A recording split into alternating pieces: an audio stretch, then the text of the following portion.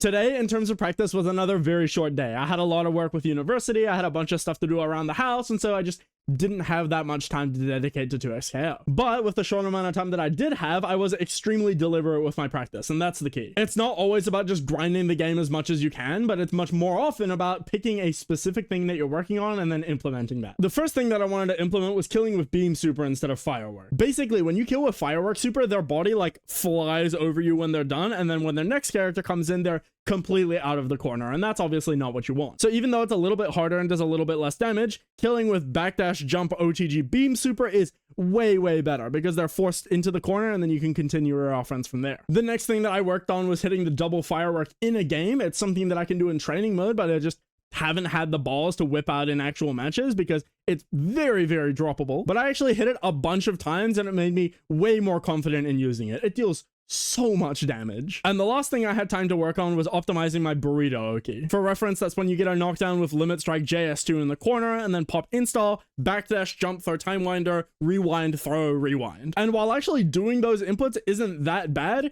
timing those inputs so that they get around get up attack is really hard. I spent like an hour practicing it in training mode and I only hit it like once. But that's okay. Even if you botch the timing a little bit, it still catches forward and back roll, and that's really solid. But it's still gonna take a lot of labbing before I can consistently beat get up attack, and it should be that way. An option that covers literally every defensive option should be really hard. Although it technically doesn't cover every defensive option. I saw Apology Man do neutral get up into parry and then jump, and that beats it. So, but even still, that's an execution check for the opponent and something that I have to hard commit to. So I don't mind too much. And if I know they're gonna do it, I can just jump and air throw and then break to pick them off the ground and then go from there. I also played a little bit of ranked, and I actually was matching against proper opponents this time, which felt so nice. But yeah, it was a shorter day today, and that's okay. As long as I'm practicing consistently, I will improve, and that's what matters. Plus, I only have like 1 more month of university left to go, so I'll be free soon enough.